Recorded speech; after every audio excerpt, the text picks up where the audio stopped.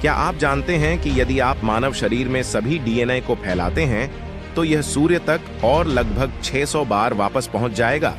और यह समझिए, हमारी आंत में लगभग 100 ट्रिलियन बैक्टीरिया हैं, जो हमारे शरीर में मानव कोशिकाओं की संख्या का लगभग 10 गुना है।